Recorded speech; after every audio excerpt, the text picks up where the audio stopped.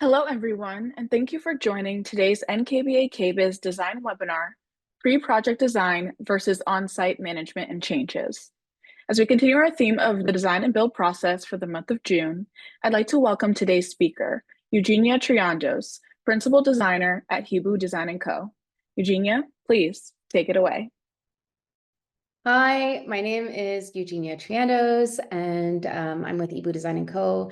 Welcome to today's webinar, where we'll be talking about balancing work on plan versus on site, and we'll be covering topics for strategies for a smarter renovation design.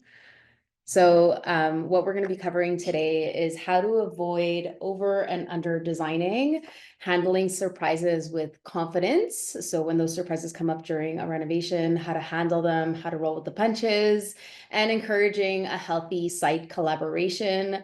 I think these are all topics that most of us as designers have to deal with on a regular basis when we're overseeing the construction projects that we design. I'll give you a little bit of a background about me. So I'm the founder and principal designer of Hibu Design & Co. I have over 18 years of experience in the field. I started on my own when I was at just a little over 22 years old. And now I lead a full service design firm. We're a team of 15 and we specialize in high-end residential interiors. We also offer a very turnkey service, which is what sets us apart as a design firm. I think that when you're dealing with luxury clients, they like to know that their project is being handled by somebody who can help them from start to finish, not necessarily just somebody who can do the design for them, but can also oversee their project in the most smooth way possible. And that's something that we're able to deliver to our clients. It's also something that we have struggled with for so many years and have learned a lot from making our own mistakes. And I feel confident now that we have a really good process and system in place that allows us to bring our project to completion. We're very qualified to talk on this topic because there's so many renovations, renovation pitfalls and renovation issues that we've experienced and learned from over the years. So today we're going to talk about when is it too little or too much when it comes to planning.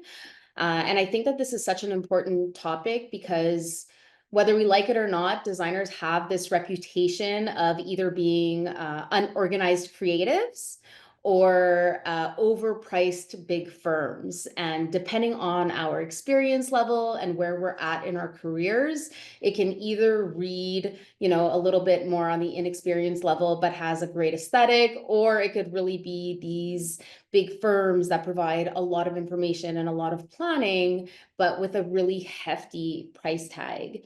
And as we've grown our firm over the last 18 years, we've learned that there is a fine line between under planning and over planning, and both have their own pitfalls. Some things that happen with under planning is, you show up on site and structural or mechanical realities weren't factored in, and then you're dealing with that on site that has a ripple effect to other design details that you've already gone through that have to be redone, or last minute product or design decisions. These are the worst because they cause delays, whether it's product orders or any other kind of delays with making decisions, scheduling trades. And so we want to avoid those kind of under planning pitfalls, which I think the industry is kind of more known for. A lot of us get the reputation of being these creatives that don't plan enough. On the flip side, when we're over planning, we also have a lot of our pitfalls. So investing hours and hours into details that will never be realized because, they didn't make it into the budget, or because they're not, feasible from a structural or construction standpoint. They yield an excessive amount of design fees and time for something that might essentially end up being changed down the line. And we've experienced this, and it's actually something that we've recently had to deal with, where we're having these constant meetings with our team to kind of understand, where is it too little and where is it too much? When is planning not enough? And when have we gone too far? And how do I identify that early enough to be able to avoid the mistake? So I'm going to give you some examples of some mistakes that we've made over the course of my career where planning wasn't enough. And I think that we all have these examples. I don't think that I have to go too far into detail with them because I think we really do all have our set of, examples of when planning just didn't happen and we should have planned more. So there's 3 pictures here at the bottom of our slide. And this is one that we learned the hard way where we had to install this shelf, this floating shelf in the kitchen. It was designed by us. We had a counter cut plan that included it on the quartz finishing plan. The plans for this home were really immaculate, but for some reason, what didn't make it into the plans were how this 4 or 6 inch shelf was going to be supported in the wall. And so the counter installer, never got the memo, the communication between the contractor and the counter installer. It never really happened that we needed to know how it was going to be supported behind the wall. So basically, when push came to shove and it was time to install the quartz or the marble backsplash with the marble shelf, we ended up having to remove a good portion of the wall to be able to support it properly in a way that made sense. And so this isn't the kind of design detail that I think that a designer necessarily needs to know in advance how it's going to be built. But these are the kind of details that we have to add question marks to on our plans so that the conversations come up at the right point throughout our renovation. And so that we're not on the job site too late and now the design all of a sudden either has to change or we have to go 2 steps back to be able to address it, which is what we did in this case. So we were very fortunate that the client, was able in terms of timeline and budget to absorb this. And essentially we decided to move forward with the shelf, but it meant that we had to demolish some work we did in order for us to move forward. Another common mistake is not factoring in the right sizes. So this next project, again, I'm sure it's a mistake that a lot of designers have made where you don't account for either hallways or elevators when selecting your furniture pieces. So this is a penthouse, it's a condo with an elevator that is only so large, and we specified a table that does not fit in the elevator. It just did not. And we actually had to crane this table up to the 21st floor, if my memory serves me. And so we had to absorb that cost, and that was not a cheap one because it was less expensive than the table to do. So we ended up having to crane it up through the balcony. And so that's a mistake that we made once and never made again. And I think that a lot of like the under planning mistakes that happen are mistakes that we only make once, and then we add it to our construction drawing package or list of processes to be able to factor in and consider all of these different things. Another big mistake that comes with under planning is, like, for example, not ordering the right quantity of material or waiting too late to place orders for products. We really, within our design firm, we have a rule of thumb that we don't start a renovation until the products are ordered. Even better until they've all been received. So we like to warehouse all of the products, inspect them, deal with deficiencies before they're expected to be on the job site. And the reason for that is obvious. It's because there's so many delays when it comes to product orders. I think we've all witnessed it through COVID. And we just want to make sure that when the plumber is on site, that he's not waiting for that faucet in order for him to continue his work, or when the tiler is on site, that he's not waiting for, he's not missing 3 tiles, which is what happened in this bathroom over here.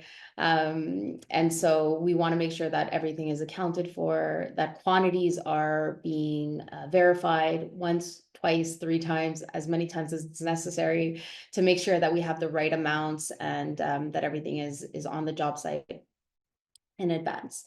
And of course, I think that renovations have its share of surprises. It's kind of like traveling. You have to kind of go into it with an open mind that whatever happens, happens, and you're going to roll with the punches.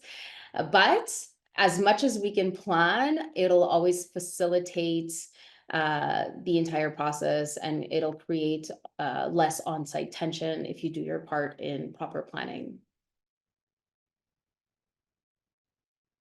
So when does planning go too far? And I think that this is the less obvious one. I think that a lot of designers are aware when they under plan for something. But I think that planning can also go too far, and it's hard to believe, but it really can. And I'll explain some examples of when it went too far for us. So this is a stellar staircase that we designed on a client's project. It was fully custom. And when we had our initial vision for this staircase, because it was going to be the centerpiece of the home, we put a lot of hours into designing it, into planning out every last detail. And as you can see in this larger photo, there's a gap between the treads and the wall, the curved wall. And in this photo down here, you'll see that there's an LED strip that was installed in that gap. So, we went beyond our limits as a design firm, and obviously anticipated how things were going to be installed based on our experience. But at the end of the day, the gap, the way we designed exactly where the LED was going to be. We designed exactly the gap, the spacing, the niche, so that the LED wouldn't be visible as we were coming up the stairs, only to be on site with the electrician, the contractor, and the carpenter for them to, put all of their three minds together to tell us that this is not possible. Mainly in this case, because the gap wasn't large enough for maintenance or for cleaning, and we had to change the entire design. Ultimately, it was a beautiful product, but the point is we are dealing with custom details on a regular basis as designers. And I think that we have to factor in the professionals that we work with, and we have to bring them in rather earlier than too late. And sometimes their minds are not there until they're on the job site ready to install, and that's fine. But the point is that we're not designing too prematurely without taking into consideration everybody's professional opinion. So in this case, if we know that the staircase is going to be built with the contractor who's going to be using his carpenter, and the electrician will be involved for the LED strip, we want to have a meeting with all those three trades. And in this case, they made a mock-up of the staircase because it was so complex that we had to approve in advance and then finally put into production. This is another great example. We designed this fireplace, and it was a marble mantle. We specified the material, and we designed every little curve, every profile, every elevation. And finally, the material that we selected wasn't available in 3/4 of an inch. We all know that marble, it comes in different thicknesses, and you kind of get what you get based on availability, since it's a natural material. And so we had to redesign the entire mantle based on the material thickness of 1.25 inches. So this is another one where all of the hours that we spent designing this mantle, drafting it, drawing it in 3D, having it approved by our client, all went to waste when we had to redo the entire process because the material was not available.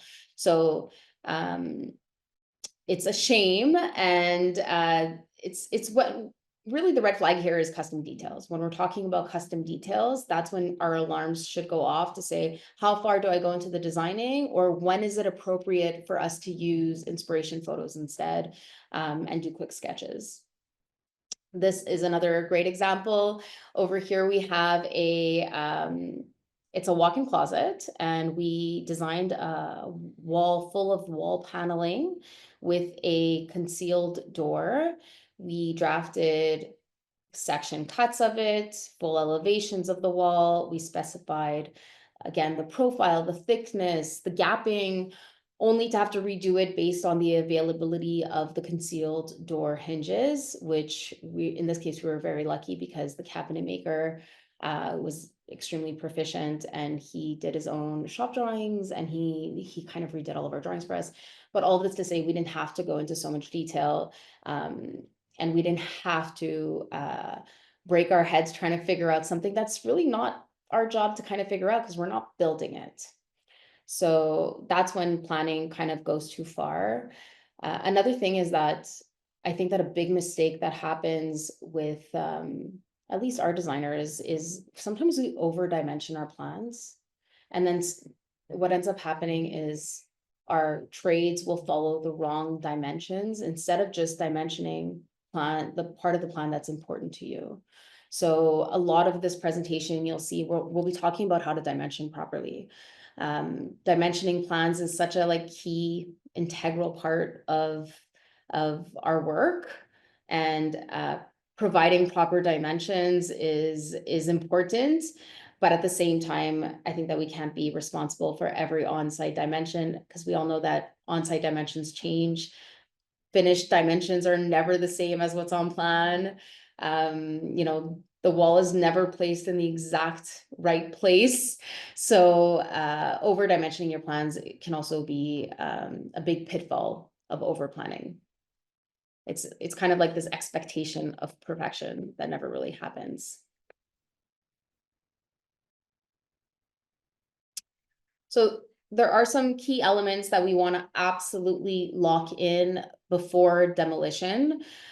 So the first one would be our construction plans. You know, obviously we want to have a very full set of detailed construction plans that include all of the individual details that go into your renovation.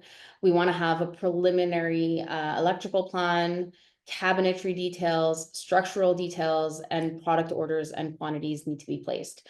So the idea here is that we want to plan for everything that'll affect the budget and the timeline, essentially, because again, that's one thing that designers are, or like renovations, the scariest part about renovating, if you ask any client, is going to be that, you know, I'm scared that the budget will be double and it'll take twice as long.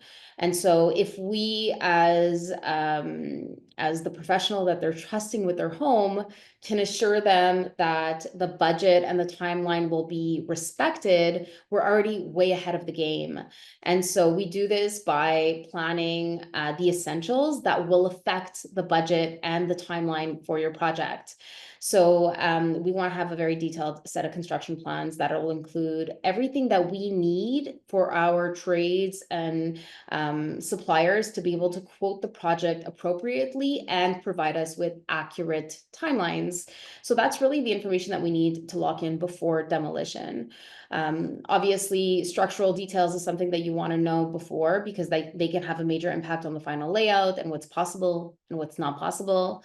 And like I explained before, product orders and making sure all of your product is in on time is key. You know, sometimes I wonder how clients can ever renovate without designers and without making all of your selections in advance, because I can't imagine having to, you know, run to Home Depot when the plumber is there to pick a faucet, or to put in to pick the drain for your sink, and to wait for like, you know, 3 days for it to be delivered. Everything has to be ordered. Everything has to be ready. We have to know where it is. It has to be labeled with the right room. And that's how you assure a very timely installation and a smooth renovation. So we'll talk a little bit about what we lock in to our projects before we start demolition. And I'll give you an example of what our plans look like. So just to give you an idea, our construction plans are extremely large and very detailed. We do luxury residential renovations, and for like a standard 3-story home, our plans can vary between 60 and 70 pages long.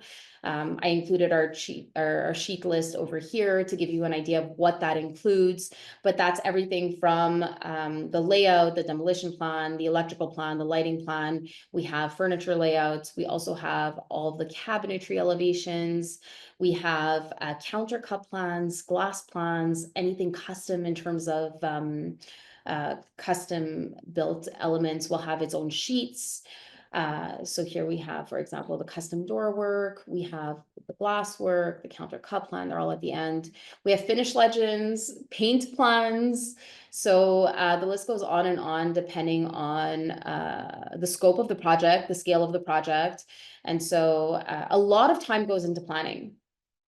And in fact, we've already assessed how much time goes into planning. And in our firm, I think 45% of the hours we spend on a project is actually spent in our drafting department. And that's like mind blowing. When we came out with that number, I was shocked to know how much time actually goes into drafting a renovation project. And the truth is, that's what it takes. That's what it takes to properly plan a project. And so we want to make sure that that number is not doubled because we're over planning, but we also want to make sure that we're spending enough time in the planning phase to give us everything that we need in order for us to create that budget and that timeline for the project that we can realistically respect. Another thing that we've learned the hard way is that plans have to be properly proofed. And so we have a very thorough proofing process in our office where before the demolition starts, it's, you know, the architectural technologist who's drafting the plans that'll obviously do his first round of proofing.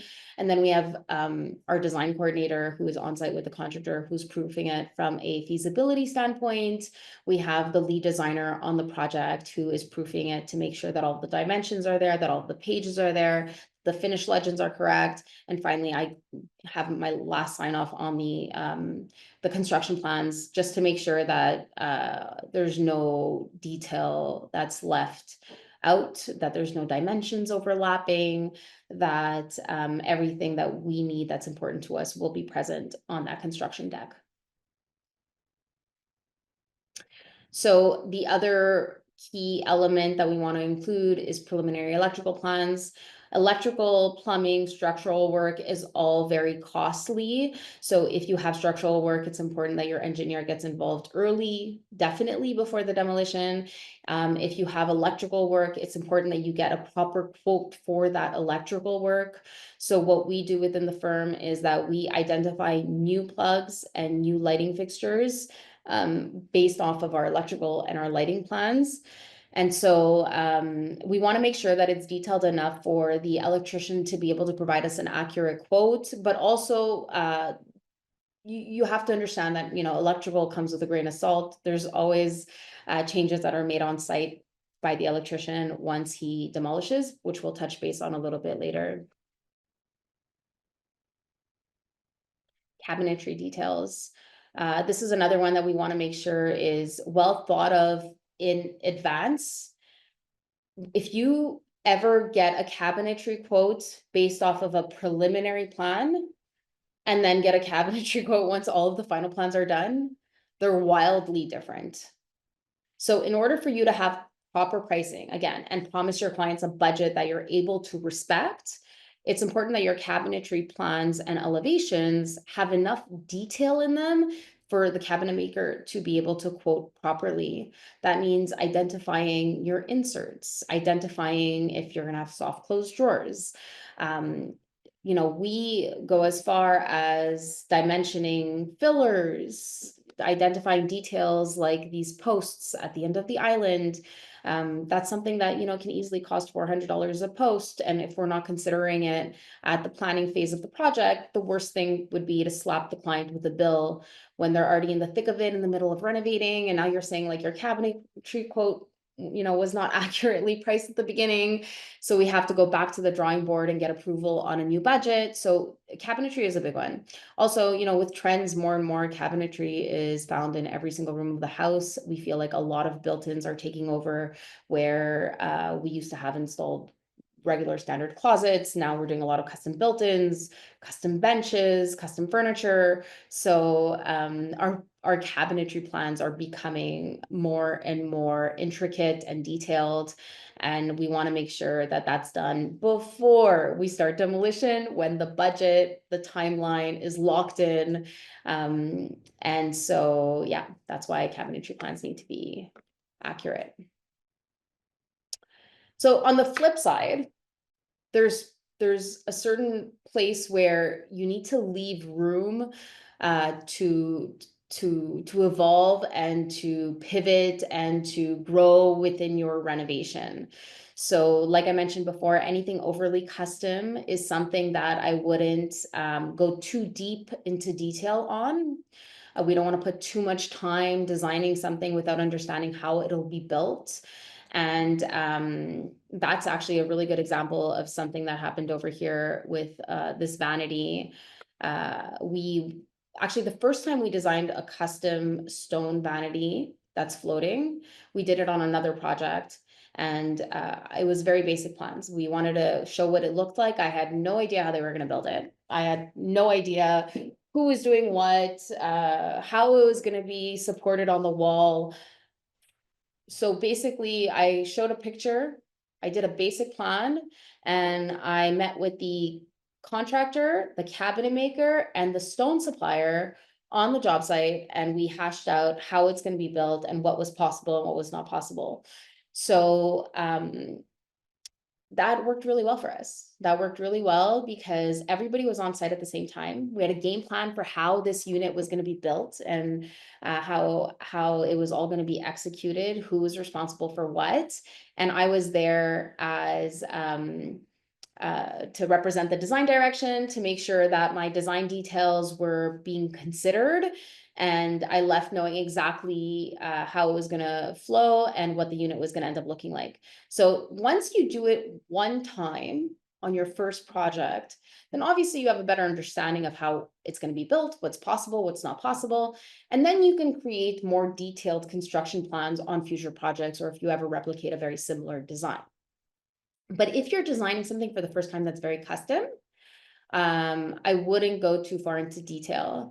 This is another example of a kitchen. Actually, you can't really see it very much, but this island overhang has a angled corner where it's all a 45-degree angle inside.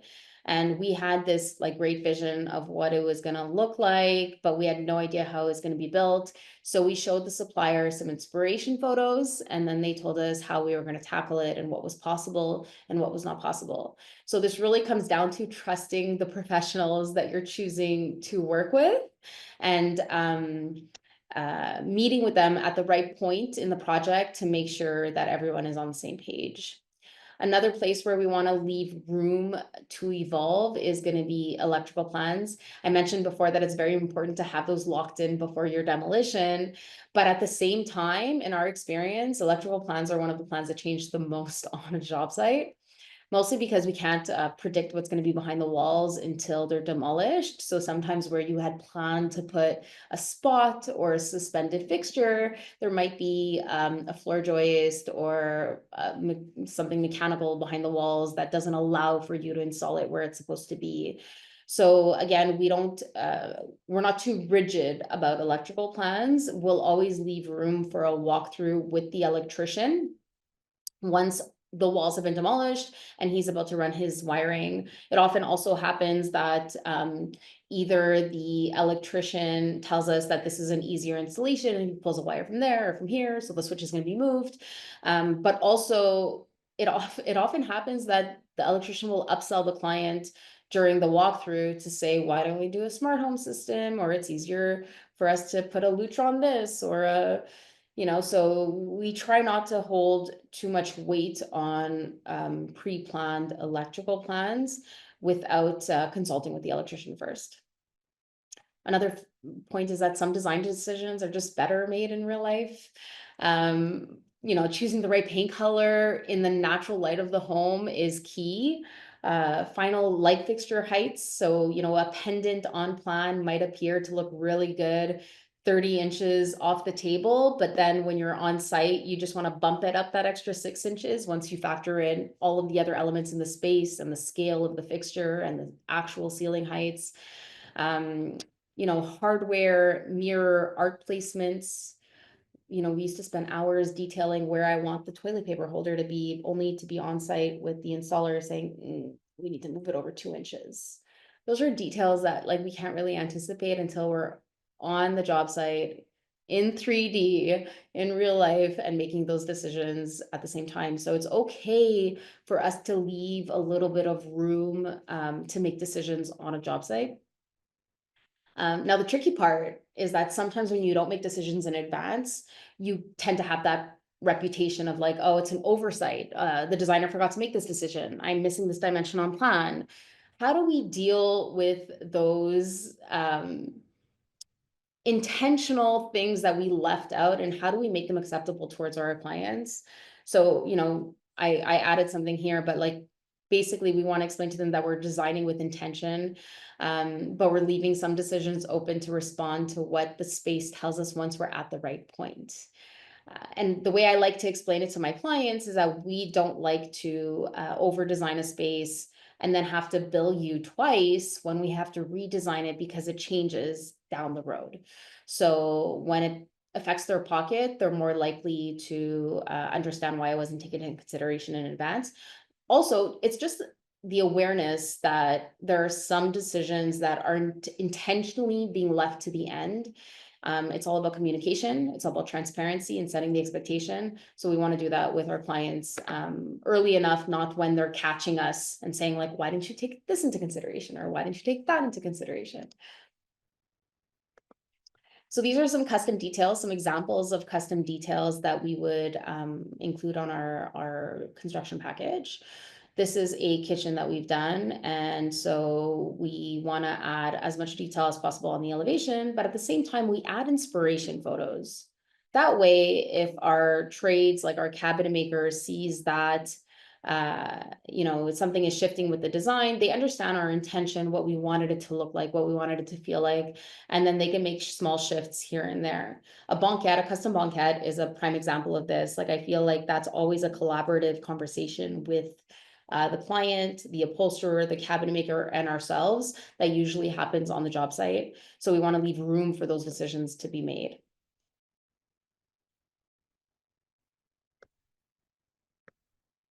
So let's talk about tools that can help us balance and help us bridge that line between under planning and over planning. I think that obviously a key factor here is working with qualified trades that we trust.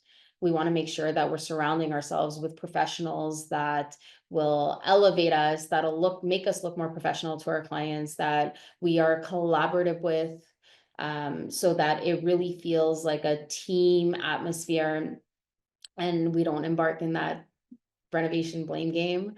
So basically, we want to hire and manage the team that we're working with. And so we only will take on coordination of a job site if it's the trades that we bring in. We're actually happy to work with other trades as long as they're RBQ certified, and we have to develop a good rapport with them. And that comes through transparency, setting expectations, and basically keeping each other in the loop throughout the course of the project. The art of dimensioning, I think that's a key tool that is going to be a common theme in this presentation, but making sure we know how little or how much to dimension on our plans, it's key. It makes decision-making on the job site much easier. It allows us to be detached from the project enough for the contractor to have everything that they need to be able to run with it without us having to be on the job site every day. But it also allows us to identify what's important for us in terms of dimensions to respect versus the ones that can be changed. And so the last tool that we really like to push is just being present for the life of the project. You could design a home and hand over a set of full construction plans and step out, but I can guarantee you with certainty that that home will not be what you had originally envisioned. The only projects that we end up photographing, the only projects that make it to our website that represent our aesthetic are the ones that we had an involvement in at phase 3 of the project, which is on site with our clients, with the contractors. So we want to make sure that we're planning in advance, but we're also there to be able to catch all of the surprises that come up throughout the course of a renovation. We want to make sure that the small decisions that are made on site are not going to completely detract from the beautiful design that we've put together. And if we're not on site, we're leaving those decisions to either the client or to the trade who's installing them.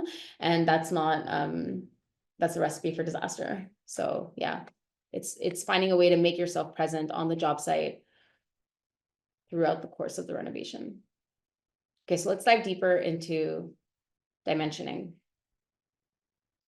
So over here we have a set of, it's a lighting plan, and on the left side, and we like to identify, the space the light is placed from the walls versus we'll never dimension the space in between the lights.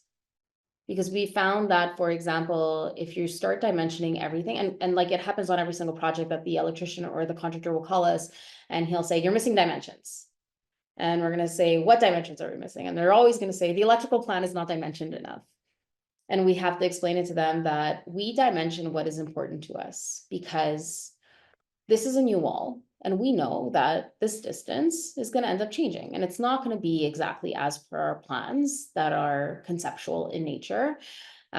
So if I put the dimension in between these two fixtures, then the electrician's going to come in. He's going to start from the exterior wall. He's going to install the first light at 2'6" from that wall. He's going to install the second light at whatever dimension I put in between those light fixtures. And then this fixture is going to be like 12 inches away from the wall, because that wall is not exactly where I specified it on plan. So we want to make sure that we're only dimensioning the important elements that we absolutely want the trades to respect.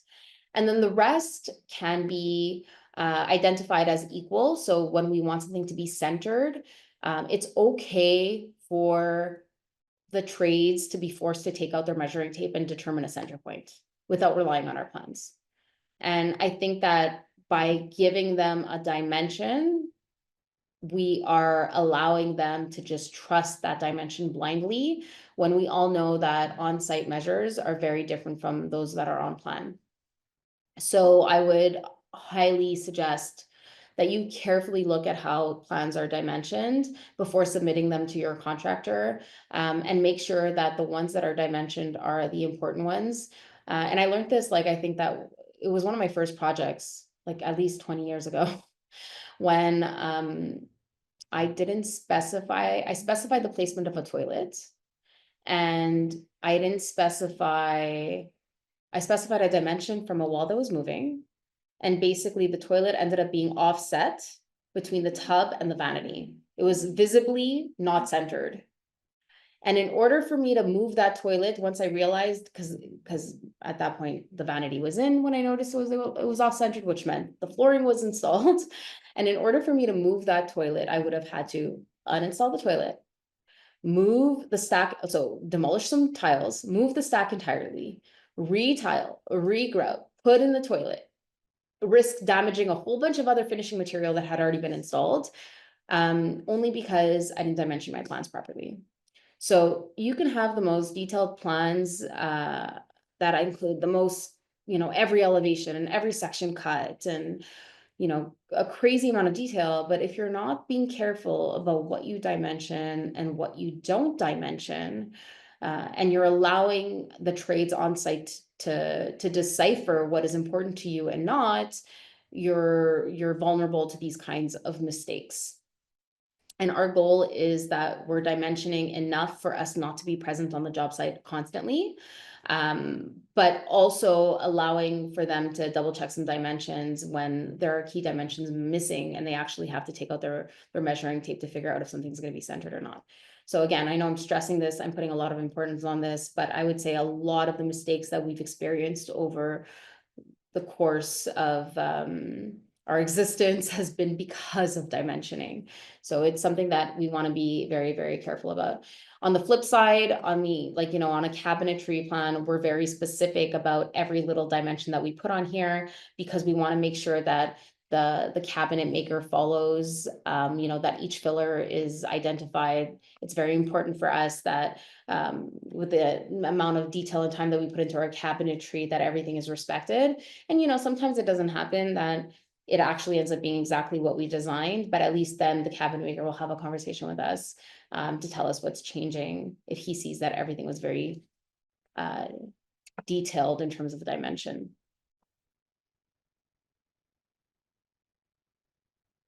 So then there's, the key moments that we've pivoted on a job site that ended up paying off. And I have to say, some of my favorite design moments in our projects have been born from mistakes. So I'll start off with this kitchen. It's one of our favorite projects. It's our 4 boys and a dream house project. And I love this project because we had full carte blanche for the design, but also for the execution of the project. Our clients were completely uninvolved. And we got on the job site. It was we were at our post demolition walkthrough. So we were there with the contractors, and they told us that our pantry design is not going to work. And it was because there was a big ventilation shaft that was going through the center part of this cabinetry. And you can't see the other side of the kitchen, but the way this kitchen was designed was that we have two doors that connect a pantry behind this piece of cabinetry that housed the range. So having both of those doors was an integral part of the design and the symmetry that we had going into the space. And for that reason, I wasn't willing to give up the fact that we had a door over there and that the pantry was going to continue past this area. So what we ended up doing was we ended up capping the ventilation in cabinetry, and it created this really cool shallow shelf with little book detail. And now it's my favorite part of the project. It really is. I love this little detail. Another place where we left some room for interpretation, that, this is a design decision better made on site. We have this project, our Design Homies IRL project, and we had all these custom doors made with trim, custom rounded trim that went from floor to ceiling. But this was the garage door, and we just figured it was going to be a standard door because we didn't really see it in 3D when you're drafting everything in 2D. And we got on the job site and we said, well, that looks silly. All the doors go right to the ceiling, but this garage door is going to look like short. So we brought this wood paneling all the way up, and we created this illusion and this length. And again, it's one of my favorite features of the home now. So there's a lot of mistakes that happen on a job site that pivot and turn into these like really cool design details that almost feel intentional. This is another one. In this pantry, we installed full shelves originally, and our client felt like they were just not hitting her at the right place with her height and that they were too deep. So we ended up taking the shelves out and curving them in because all of the holes were already installed. So we couldn't just make the shelves shorter. So we ended up creating this curved detail, and I love it. It looks like it was always supposed to be there and that it was fully intentional. So again, I really, really love that part of the project and of the process. It's a creative part of the process that happens only on the job site. So when you're not there and you're not present on the job site during the renovation, you don't have that opportunity. It's a missed opportunity to infuse design details in what otherwise would be mistakes. So yeah, I love that part about the project. So how do we keep healthy team dynamics?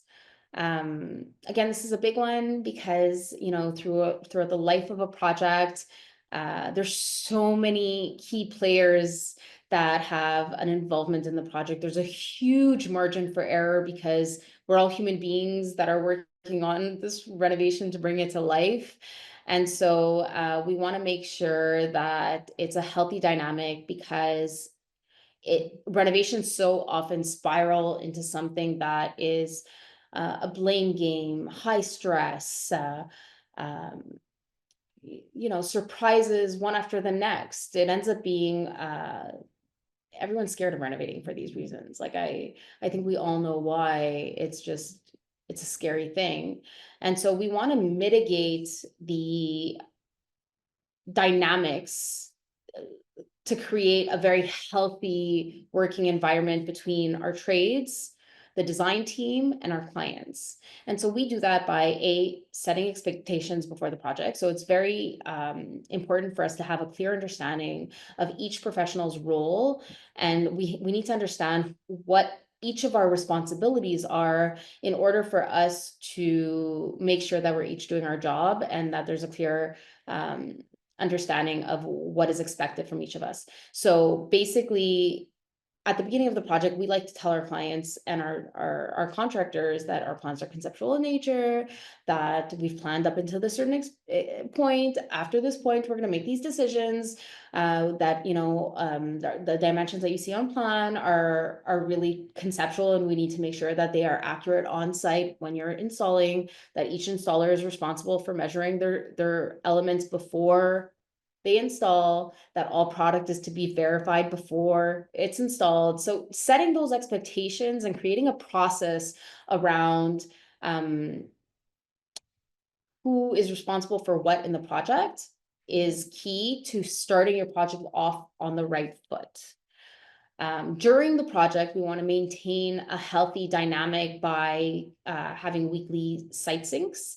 We basically schedule touch points at key points throughout the renovation. We have a process that we follow very religiously in our office, where we'll schedule site visits at specific points when trades are being introduced to the project. Like, for example, when the cabinet maker comes in for measures, when the tiler is coming in before he's about to start the job, when the walls are demolished and the electrician is on site with the plumber to do a full walkthrough of what their role is going to be.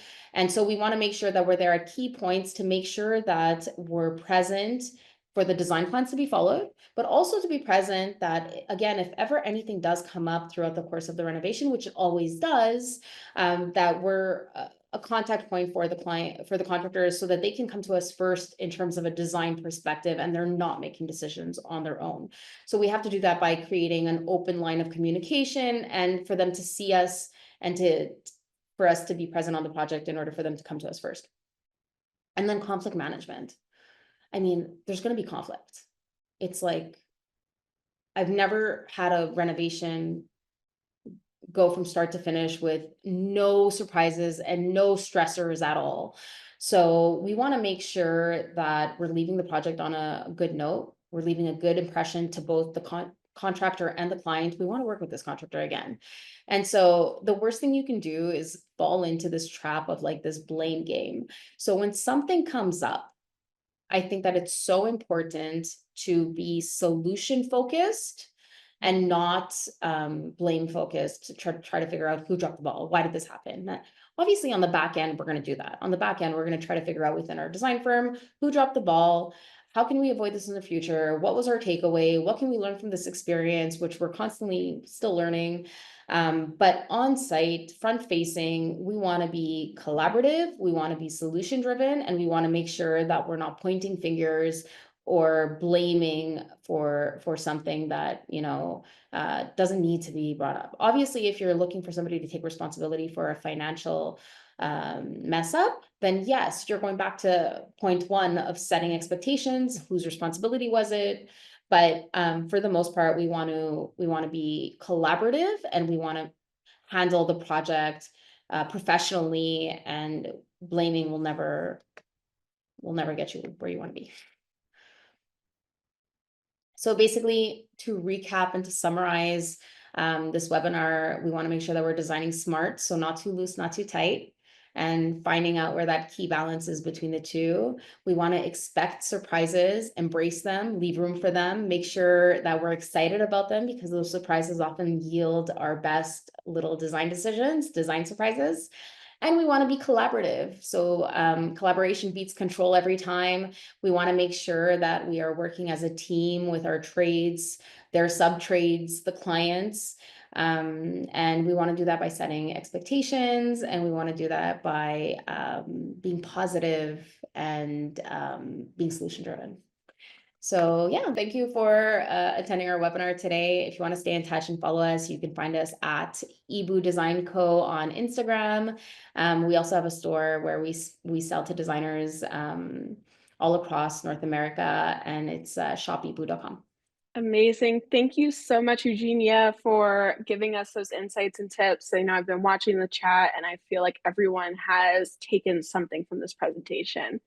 Now, as we go into our Q&A, I'll start off with one of the first questions submitted, which was, what is the QR code that was on some of your construction plans? Can you explain where that leads and what that is?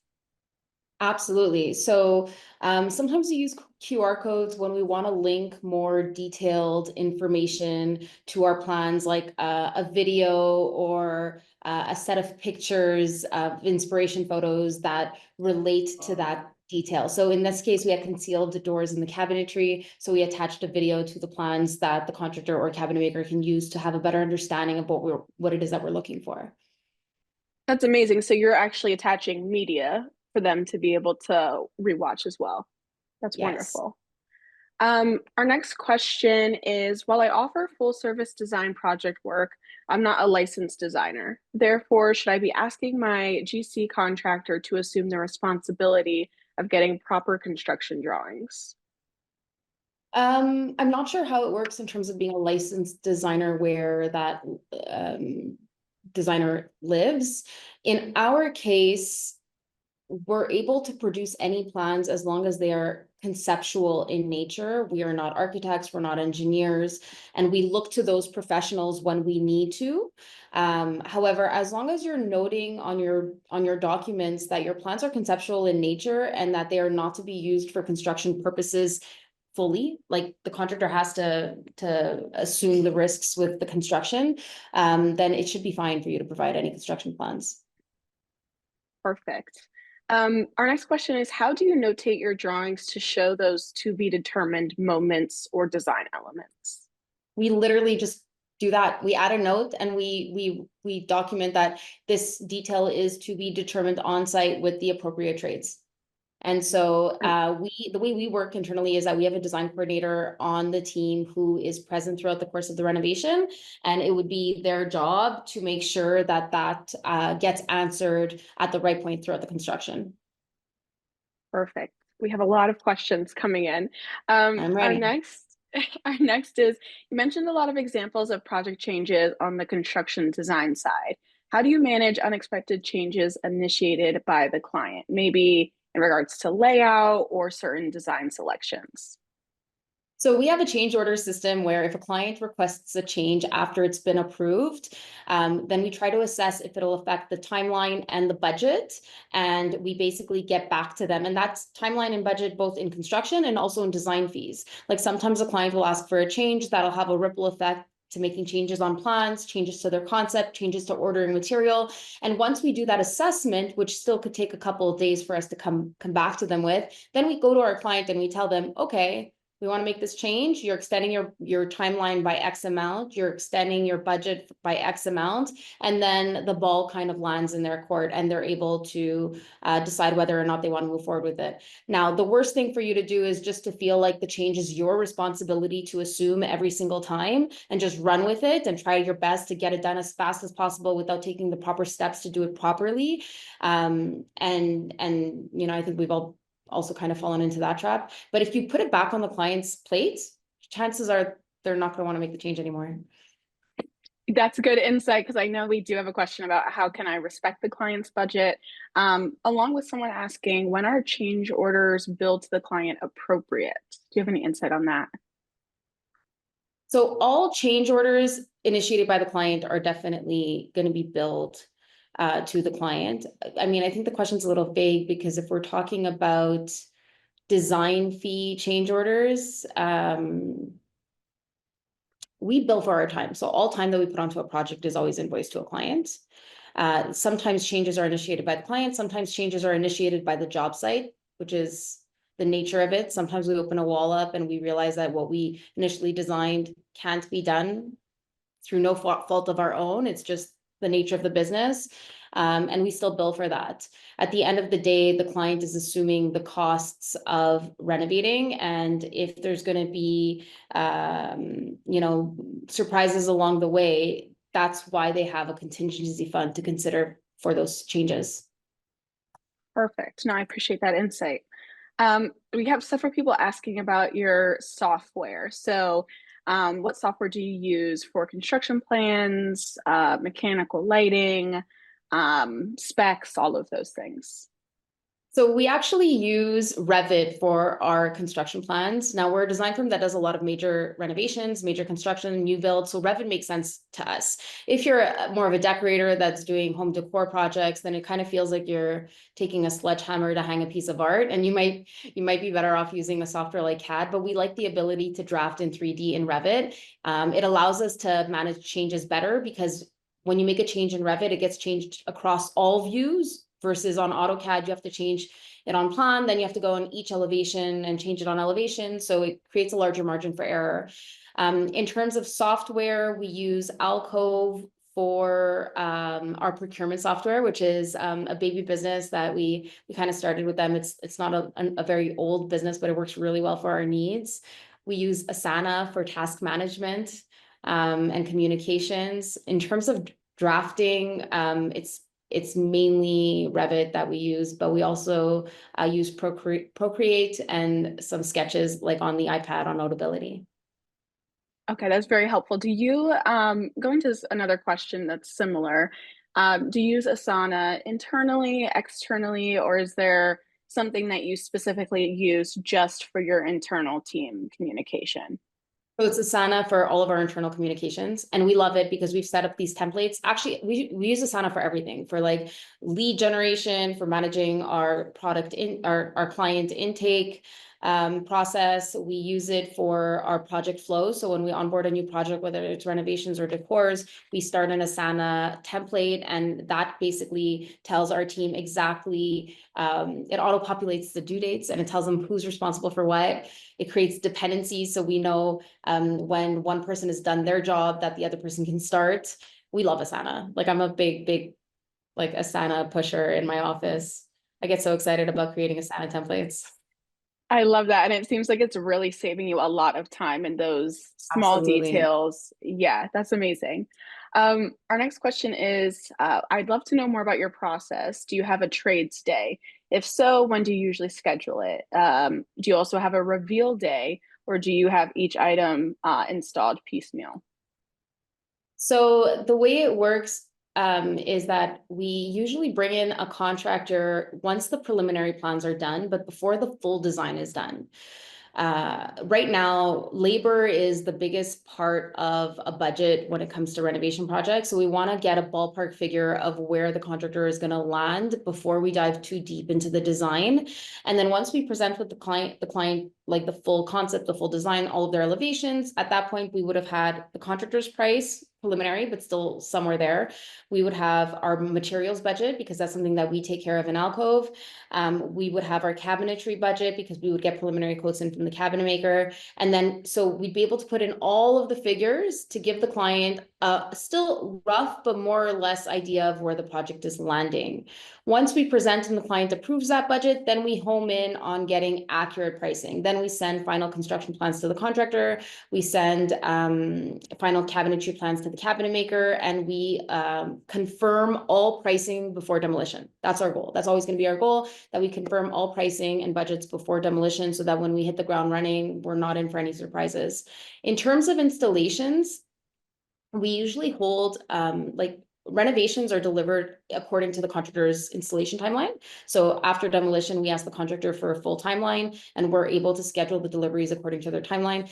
For decor, the way it works is that we have a warehouse here at our offices where we receive all of the furnishings here. We inspect them for deficiencies and then deliver everything on one styling day where we have 2 designers or more present on site to accept all of the deliveries and place everything. It's really that HGTV moment where your house goes from like really empty to fully decked out with accessories and candles and art on the walls. So it's a really fun and rewarding experience for both the client and us.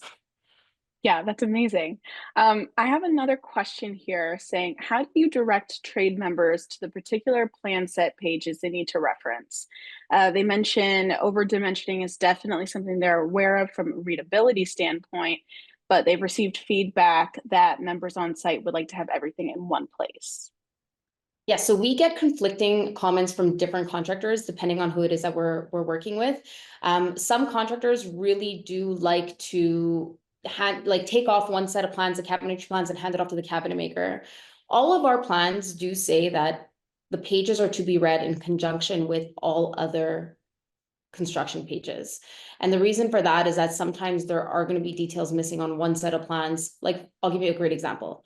The cabinet maker is installing a fridge, and the back panel has to have like an opening in order for the plug to be installed at the right place for the fridge. That's going to be on our electrical plan. It's not going to be necessarily on the cabinetry plan. So a lot of the times the cabinet maker will be given the cabinetry and the electrical plan, but more importantly, they'll be given the full set, and then they can refer to the pages that they need. But we do go into detail in terms of creating counter cut plans. But again, the counter people, we're asking that they look at the counter cut plans in conjunction with the cabinetry plans in case there's any information that's missing. That's amazing. And then I think we'll end with just this last question here. I love the way you adapted the ventilation in the space. Being an appliance vendor, what are you looking for out of products that are a part of your designs in higher end homes? To be honest with you, we don't actually source appliances. Is that what we're talking about? Like kitchen appliances? Yeah, I think it's maybe what do you look as far as, design layouts? Is there maybe specific appliances that work best when you're dealing with changes, or is it really just project by project or client by client? It's project by project. We specify how much space we've allotted for the range, for the fridge, for the freezer panels. And then we actually send our clients into the vendors that we work with for appliances, and they go through all the details to help them choose their actual appliances, only because they're so personal. They're so personal. I don't want to be the one to specify and choose like a fridge when different clients will have different preferences when it comes to their appliances. Amazing. Well, before we end today, we got through a lot, so I appreciate you taking the time to answer all of those questions. I'll give you the floor and, provide us with any final thoughts before we end. Um, I mean, I think we got a lot more questions that I'd be happy to answer a little later, Alicia. I think that we can do that, right? Yeah, I can absolutely, anyone that we didn't get to, we'll make sure to send via email and follow up with everybody so everyone has their questions Fantastic. answered. Yeah, so I just want to thank everyone for attending today. I think it was a really this is just the tip of the iceberg when it comes to planning a renovation. And I really hope that I've provided you with all something to think about and a little bit of insight. Amazing. Well, thank you again, Eugenia, for taking the time to share such valuable insight with us. And a huge thank you to our wonderful audience for being so engaged. We will make sure to follow up with anyone that we didn't get to today. But until next time, I hope everyone has a wonderful day. Thank you.